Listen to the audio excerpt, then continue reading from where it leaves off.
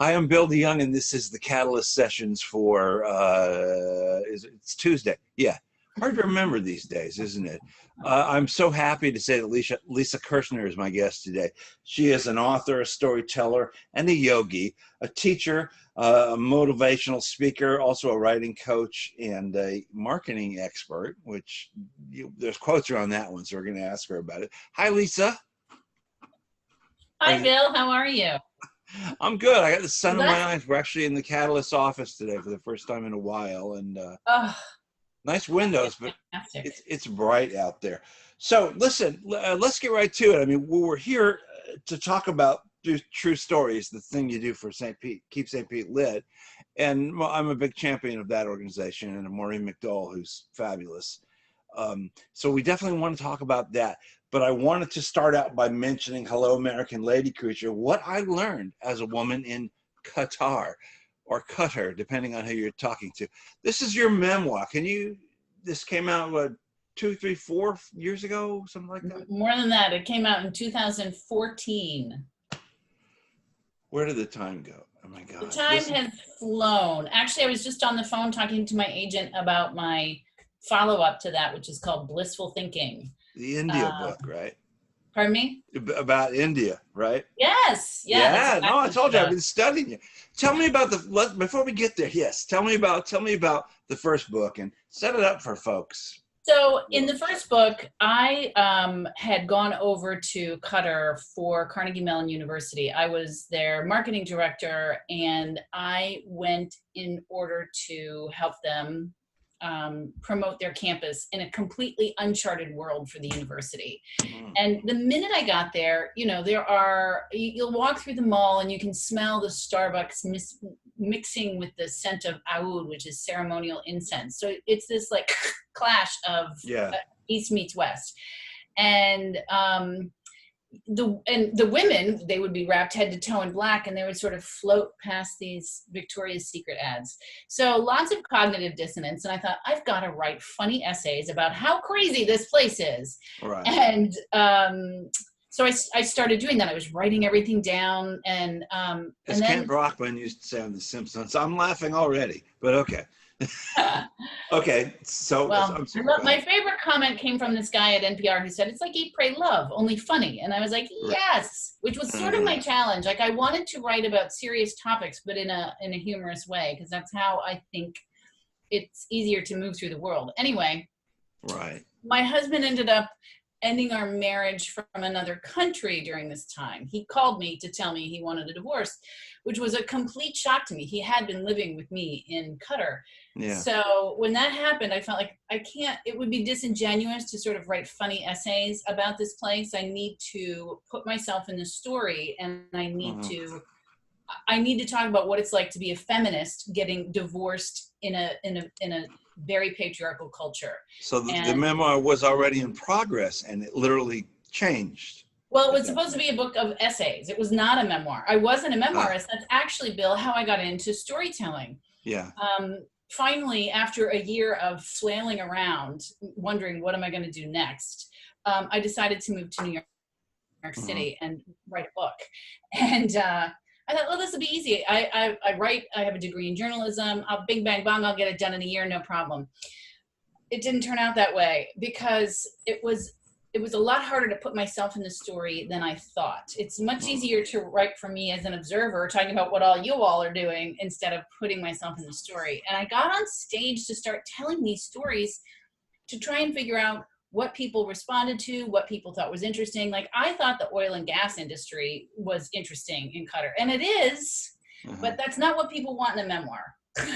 So what they wanted, the true stories of your divorce, or pardon me? What did tell? That's so fascinating to me. I mean, tell me, what did they respond most to? Well, the culture shock in thing, the story, as opposed to talking about other, sort of external events, and also just what it was like to be kind of an average suburban American chick who somehow found herself in this very patriarchal world, and to really recognize where I was at with my own sort of feminist ideas and how that was and wasn't useful in that culture. And I don't just mean in terms of, you know, there were certainly closed places that were closed off to me because I was a woman, but also because I was, you know, a Western woman, I had much more access to a lot of those places than a lot of local women would have. But, you know, one night we went to this dinner honoring a trustee for the university. And my husband went over to the men's side of the house. I went over to the women's side of the house. Right. And I'm, you know, there the whole night. And I'm thinking, well, where's the trustee, who was a man? And then the evening ended and we were sort of shoved out the door. And my husband, who didn't work for the university, had been the one who spent the evening feting this trustee. Yeah. And at this event, by the way, they decided to give him a scabbard. Call me crazy, which is a sort of traditional Middle Eastern gift, but it's not a good idea to put that in somebody's luggage when they're about to get on a plane in the Middle East. So I was like, I'm going to take over gifting for the university, okay? A scabbard. Anyway. Yeah, I never travel with my scabbard. That's true. I mean, you shouldn't. Bill, that would be one of my takeaways for you. Yeah. For anyone who reads the book. Don't travel with a long cord. I need to make a list. So did the you know, the sudden end of your marriage and that sort of deer in the headlights, what do I do now thing, that plays into the book, I'm assuming that. Oh, 100%. And you know, I got a lot of strength out of not just the women that I met there, but also the men, again, who I had access to because I was a Western woman with a job. So I could have conversations with men in my office alone that would be unheard of if you were a local woman. And, you know, honestly, some of the worst behavior that I experienced came from the Western folks there, other expats like myself. But you've got to read the book to find out more. Well, yeah. I mean, we only set this interview up yesterday, which means you know, I crammed for today, and now I'm going to. You did a great job. Well, I've got a lot of questions here on my little sheet. You went to India. I mean, it's Eat, Pray, Love, but it's funny. But you went to India to study. I did. I went to be a yoga teacher. Yeah. Yeah, because I thought, okay, the next thing I can do, and the book doesn't go into India. That's what the second book is about. It's really about the decade that I spent going back to India, and I kept trying to get the answer to this question, which my divorce had set in motion, which is, what is wrong with me? And you know, I was a smoker back then, believe it or not. And my, I know, right? That's just, I actually have a doctor's appointment and I have to have an x-ray. So I'm supposed to be fasting right now. No water even. So I haven't had water for a few hours. So I'm a little, Anyway, so I was like, oh, I'm jealous. So I went to India thinking, oh, perfect. I can get a certificate to teach yoga. So it looks like I'm doing something, like, you know, doing something with myself. I'll appear constructive, but really I'll be able to just go do a bunch of yoga and be on the beach, and it's going to be awesome.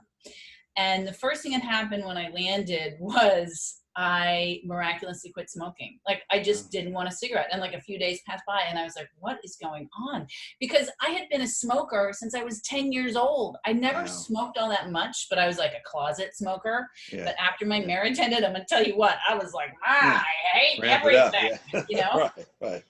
And but I also knew bitter does not age well. So whatever spiritual lesson India has to teach me, I'm here for it, because I wanted to heal from this gaping wound, which when your best friend of the last 7 years just disappears, it really leaves you questioning everything. Like, most specifically, like, what am I doing with a best friend who decides to just leave and then not return my phone calls? So, you know, it took me a decade, and sometimes I think, wow, I'm really a slow learner. And then other times I think, gosh, you really had a lot to learn. So, but you figured it out, and that's essentially that part of the quest is what the second book is about. When are we gonna see that, Lisa? When does that happen? The new book. The new book, well, I was just talking to my agent about it. She was telling me about a couple of publishing houses she's going to submit it to, so fingers crossed. Oh, yeah. Well, yeah. It's an interesting story because, you know, and I think, and now especially, all the traveling that I did really wasn't necessary, but I loved it. And my answer finally came when I was visiting a cult. Okay. You want to help me out here with that? I know, visiting a cult. You know how you do. You sure that's you in there? Session. Pardon me? That's you in there? You sure that's, I'm not talking to like somebody with a face mask on. Yeah. Yeah, I went to, I actually got a lot out of this place where they advised, you know, you don't have to set aside hours and hours to meditate. Anytime through the day, you can take short moments and just sort of check in with yourself. And it was through doing that I really got more comfortable with sitting in meditation, but also because I was able to finally access that place that I had heard people talk about for years, which is sort of your inner Buddha, your own inner center of love. I was like, yeah, well, can I swear on your show? Oh yeah. Go. My inner Buddha is a real bitch and she's pissed. But I discovered that actually wasn't true. I just was so quick to try and think my way past initial things happening to me. You know, it took a very long time for me to be non-reactive. But I mean, but isn't it true that, you know, the most valuable lesson in life is that you can take something out of every experience, you know, and you know, bead your tapestry together, or whatever the mixed metaphor is. The problem was that I think, in a sort of almost Eat, Pray, Love way, I had been looking for something external to validate the journey, the search, and that was the wrong. That's not what validates the journey, the search. You got to find it within. When did you have a journalism degree? Is it from Carnegie Mellon? Is that where you? No, actually, Ohio State University. Oh, there you go. Okay, well, we'll whisper that one. But Ohio State University. Okay. In Columbus. So, is that that's where you're from? Let's just establish that. You're an Ohioan originally? No. No. Oh, this is getting really confusing. Okay. It's very confusing. I get confused myself when people ask me, where are you from? I'm like, oh, how do I answer that? New York, Pittsburgh, Ohio, Massachusetts, which is where Qatar. I was. You moved a lot when I was growing up, circling the declining Rust Belt. Right. Okay. So you go to Ohio and get a degree in journalism. Yeah. But no what? No family, no friends, no experience there. It was just. That's the way to experience Ohio, I think. Is, you know, from what I understand. And anyway, so I mean, you wrote for a lot of magazines and I guess newspapers, and, you know, doing this sort of usual stuff. But at some point, and was it the Qatar experience that made it more internal and made it more like this first person thing, that I want to get into true stories and the kind of essays that you write now and the blogs that I've been reading and stuff. It's you know, is that a cathartic thing for someone to write from here as opposed to observationally like a journalist? No, and I would say that is where I think most people run into problems. You have to write from your scars, not your wounds. So, you know, I think for a long time I was trying to write about this marriage from a place of still being very wounded by it, and it did sort of come out more like catharsis, which nobody really wants to read that. Let's be honest. Yeah, well, it's sort of like when somebody comes up to you and says, "I got to tell you about my dream last night." You're like, "Oh my God." I got to stop doing that to people. Thanks for the tip. Yeah. They avoid you. So that's, you know. But seriously, I got into storytelling because I recognized that I was having much more trouble than I thought that I would with writing the book. And when you have that feedback from an audience, you understand what they're understanding. Like if I'm telling you a story and you're sort of going like this, it's clear to me that I need to explain more. And then that informed my writing of my book. And then I actually finally turned it into a solo show, which I did at a couple of different festivals. And that's what finally sold the book. because I think that the story, what was tough about the story again was, at least for me, where do I start this story? And because it's not the typical memoir arc, which is like, oh, I'm alone in my bathroom and weeping, right? I didn't go to Qatar from a bad place. I went from a place of like, oh, let's do this next thing. And that's not like, in a storytelling arc, people need to know something else is going on, not just like normal person going and doing this thing that's kind of interesting, but she's not really famous, so who cares? So I had to really search and find the way to construct the story that would engage like get your attention, engage an audience, and keep you reading to get you to the end of the book. And storytelling and standing up in front of people helped you. You're saying not only realize what kind of resonated with people, but format it, like, I'll tell it this way. And I mean, so that's an exercise. I mean, I've seen, there are videos on YouTube of you, I'm sure at storytelling events, maybe in New York. All over. I did a lot of storytelling events. Yeah, well, okay. But you can see, like, honing the craft, you can see it. I mean, some are more polished than others. Some sound more natural than others. Like a lot of people's, really. Yeah. I'm gonna switch gears here completely. Why did you come to St. Petersburg? Why are you here? Oh, well, so I'm gonna get a little mystical on you. So, in 2015, my mom passed away, actually, and I remember. I'd been living in New York, and I went to. She told me she was going into a round of chemo, and I immediately knew, even though I had book events planned, like I was still out there sort of touring the book. Yeah. I just felt like I need to go and be with her. And so I found someone to rent my apartment in the city, and I just put suitcases in my car, and I went to Pennsylvania with no plan. And a few things happened. Like, I had always kept a rental house in Pittsburgh, A, for income, right? Yeah. I mean, if you're a writer, it's good to have something steady. And B, because I always had this picture of, like, my parents, when they get older, I'll be able to go back to Pittsburgh and, help them, be there for them. Yeah, yeah. So I went to this rental house, and, she was doing the chemo, I was doing book events and all sorts of things. And then she finally did pass away. Now, she had cancer for 8 years and just really defied the odds of lung and lymph cancer. I mean, that she had stage 4 when she was diagnosed in 2007, right? So, I think did I get my year wrong? Actually, I'm sorry, it was 2014. Yeah, she died in December of 2014. So you're hustling the book at that point. Right, exactly. I think I said 2015 earlier. Anyway, so after she passed away, I just thought, well, I guess I'm going to go back to New York. And it was almost like one of my book tour events had been to come here to St. Petersburg because my uncle was living here, in Oldsmar. Yeah. And I did some yoga events in Tampa, and I did some storytelling events, and also in St. Petersburg. And I was amazed at St. Petersburg. Not only did it have Wordier Than Thou, it had Keep St. Pete Lit, 2 literary organizations in one small city.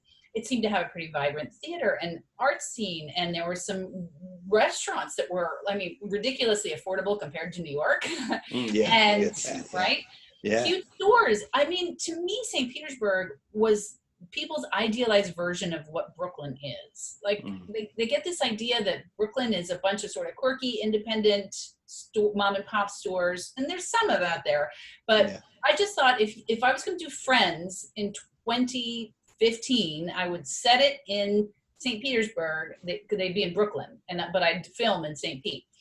Anyway, and I just thought it was so cute. And one of the things, my uncle actually, one of his many jobs was real estate agent. And I remember him driving around and telling me about all these condos and how cheap they were, because there had just been like a dip in the price right then.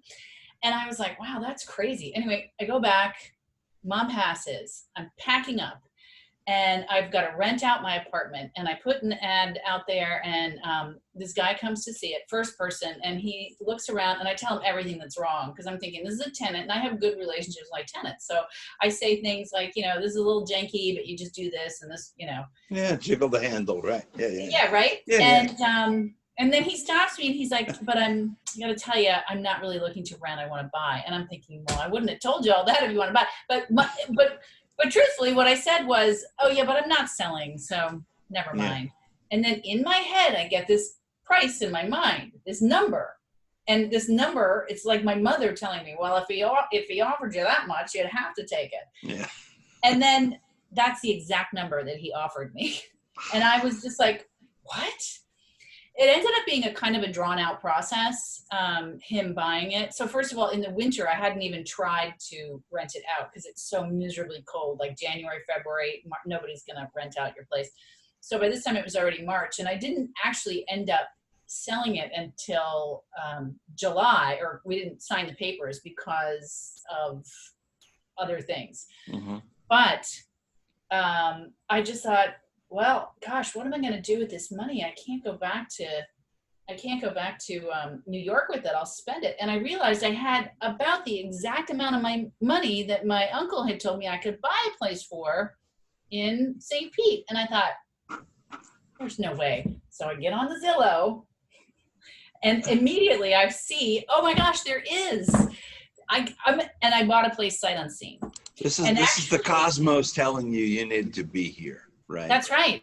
Yeah. Well, and when it happened, it was just a couple days ago, because one of those Facebook memories came up, and it was like, on this day in 2015, you did this. And I was like, whoa. Wow. Anyway, so I'm driving down to Florida, like Ellie Mae Clampett style. I've got a Prius, and I've got it loaded up with you got the rocking chair up in the back and everything. Well, yeah, exactly. Yeah. But it wasn't actually my belongings from New York. That stuff was still in New York, because in Pittsburgh, I had unloaded all my boxes from Qatar there like a decade earlier. So it was this very weird time of my mother passing and me going through these boxes of my previous life as a married woman to this guy, which at this point had been, like I said, a decade earlier. Yeah. And I'm like, who was this person? Like, what was she thinking when she bought these sort of matching bedspreads and bed skirts? You know, what was I planning for? Anyway, but I had gotten rid of a lot of stuff, but there was stuff that I had bought in Qatar, like these beautiful rugs from the Middle East and some other things that I definitely wanted to keep. And the place I had bought had this weird thing attached to it where you couldn't rent it out for the first year. And I thought, perfect, I'm going to go work on this play that I said I was going to work on during my book tour, which of course didn't happen. Right. I'm going to go work on the play, and then I'll just be done with it, and then I'll go back to New York City. And on the way down, I thought to myself, I should try to contact my mother via a psychic, because she is surely leading me here. And is this tanking my career? Is this like the dumbest thing I could possibly do? Leave New York the minute my book comes out? Like, what am I thinking? So I, en route, I literally pull over, I Google up, I find St. Augustine, and I'm like, yes, that's where I'm going. And I go see a psychic there. Okay. And I'm sure that was fun. Look, the long and the short of it was, my mom always taught me how to take care of myself.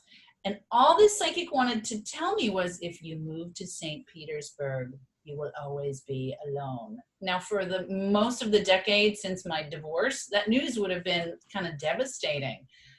But when she said it to me, I was like, okay. I'm doing it, you know? Yeah, okay. And wouldn't you know, I met the man I ended up getting married to. Oh, great. In St. Petersburg. Yes, and so I'm still here in St. Petersburg. Or was he hanging around outside the psychic place in St. Augustine? Hello there. Waiting for somebody to pick up off the rate. I'm sure you feel really great about yourself right now. You want to go on a date? Yeah. No, it was actually towards the end of my first year here. And I had also done some work for HSN, the Home Shopping Network, which is very interesting and also unplanned. But I thought, oh, this is where I got to figure out how I can do the sort of back and forth, so I can do products for them and be in New York and be here. So I had started True Stories. So I had already set down some serious roots here, although I was thinking, okay, my year's up, I should go. Here you are. Here I am. Let's talk about True Stories. I wonder, you know, obviously not doing it live now. Where was the place you guys were doing it live in the videos that I saw? We are doing it live, actually. We're doing it live, but on Zoom, just not in person. Oh, well, live in a room with in a crowd of more than 12 people or whatever. Where right. you used to do that in and also, restaurant? so we did it at a number of different venues around the city, but my absolute favorite place is the place that we last landed, which is Iberian Rooster. Oh, yeah. Downstairs. Yes. And it's funny because when I first started the show is when the previous people who owned it, they had the Italian restaurant. It was sort of a piano bar downstairs. Yeah. I had gone there and been like, I have to have my show here because I just thought the setup was perfect, but they were really strange. And as it turned out, you know, they were selling. And so I started the show somewhere else anyway. And I did the show. And I love Iberian Rooster. It's got such a welcoming vibe to artists and the arts community. And it really tries to be a place of acceptance. It's sort of a no judgment zone, which is what we try to do with True Stories all the way around. I love having the show there, but it is not only indoors, it's in a basement. So it's not a great contender for relaunching there anytime soon, unfortunately. Okay. Well, let's be sure that the folks who are watching understand what True Stories is. And essentially anybody who wants to and kicks in the $5 or whatever it is can get up and essentially talk for 5 minutes. But tell me what the parameters are. Yeah. So yes, that's not exactly right. Well, so okay. Every month, True Stories is a monthly themed storytelling show. So we have a theme every month. And I always recommend people practice your story. Don't memorize it, but know your first line and know your last line. Because what's so easy to do when you start telling your story is you end up going off on tangents and then your time is up. You only get 5 minutes. Your time is up and you don't know how to finish your story.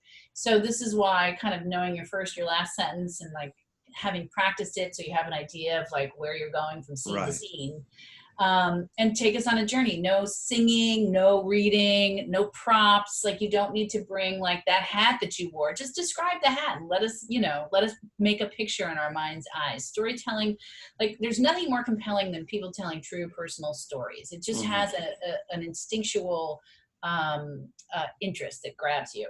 Yeah. Anyway, so you put your name down, and in this case, I'm having them send it to me over the chat, and then I still pick them at random. We try to do as many as we can, but we do operate on a time limit because I had gone to some shows here. The reason I started the show here is because there wasn't a storytelling show here. There were open mics, there were variety shows, which had some storytelling, and there were also readings, but nothing that was, get up and tell a true personal story, like The Moth, which is, I had worked with them in New York City, and I had a storytelling show in New York City as well. Funny enough, the storytelling show in New York City was more like a variety show, but I wanted the sort of pure, for lack of a better word, storytelling here, selfishly for myself, because I love escaping into other people's stories.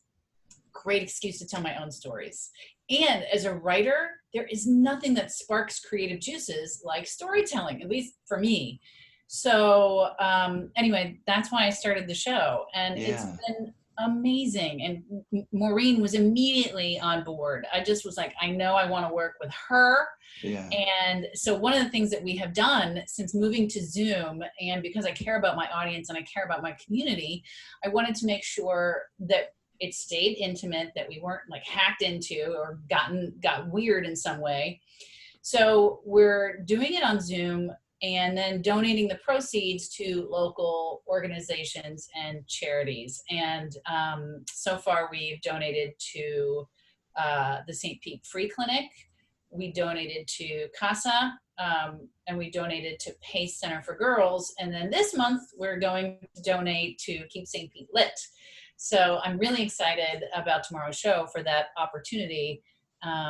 The theme tomorrow is Get Out. Get Out. And so and that's not like Elaine Bennis pushing Jerry and going, "Get out." I mean, there's like get out. Get out. What is it? What does it mean? I mean, what are you talking see, that's the thing, Bill. I try to make the topics broad enough that they're open to interpretation, because I like to hear how people interpret the themes. And it just makes it fun. And I love hearing what people do with it. I have a story that I'm going to tell. I would be surprised if you didn't. Well, I mean, that's one of the reasons that I do it. I tell a story every time. And when I had the show live in person, I always had a featured storyteller. Yeah. But I haven't done that on Zoom yet, partly because, what's fun about a storytelling show for the storytellers is some of the interaction that you get with the audience. And you can't really replicate that on Zoom, although I do recommend that people do a gallery view or keep all of the people open. Sometimes when you're in a Zoom thing, it's just the speaker. And I think it's better if you can see people. Anyway, and it's not as big of a crowd. So I haven't been doing featured speaker, but tomorrow I have the huge pleasure of having Jamie Brickhouse, who That's right. I did read that. Yeah. He's a performer, tell us about Jamie. Yeah. Author, Moth veteran, New Yorker, who is actually going to be coming to us live from Fire Island, and I can't wait. Very cool. Very cool. Let's make sure we get the details out there. It's tomorrow, July 8th. Yep, whenever you're watching this, it's July 8th, Wednesday. And at what time and where do they find it? It's always the second Wednesday of the month. And if you want to know the theme or what's happening, you can always go to truestories.cc. truestories.cc. Okay. And there you can find information. It'll give you the registration. You just hit the PayPal, and then when you send the thing in, it'll generate an email back to you that says, here's the Zoom instructions. And now, is it different for let's say I'd like to register and tell my incredibly wonderful story, or let's say I just you may or may not get called on. I feel like I need to tell you that if we run out of time, you might not get called on. Okay, well there's that. First of all, I'm too shy to do that. Public speaking is but my point is, what if I was just a spectator and I just want to watch? Bill, you've got to have so many great stories. I've written a couple books. I'll send them to you. You can read my stories. Loads of people come and just to watch, right? Stories. Yes, loads of people come. We have many more people that come than put their name in the hat, so to speak. But I really try to encourage people. And what often happens is you're sitting there in the audience and you hear some stories and you're like, oh, that reminds me. And this is why I say it's so great for writers, is because it gets your brain, when you sit back and just open yourself to that kind of creativity, it really gets your brain sparking in different little quadrants that will surprise and delight you. Well, that was one of the things I was going to ask you, and you've already answered it, is what did you get out of this? And it really does. It does spark you in different directions, doesn't it? When you hear other people, their ideas and... But also, Bill, storytelling is a skill, as you pointed out yourself. I mean, when I first started storytelling, I was terrible. I did not have a background in theater. I did not have, a lot of people I know who were, artist types, they were in theater or at least band. I did no kind of performing whatsoever in my life. Yeah. Nothing. I was much more comfortable, dishing out from behind the safety of a computer screen. And it's true. Dishing out. Yeah. I realized the first time that I went to Book Expo America in New York, it was way back in 2007 when I first moved there. Yeah. And I was like, oh my God, best-selling authors are really good at captivating an audience. So how do you do that?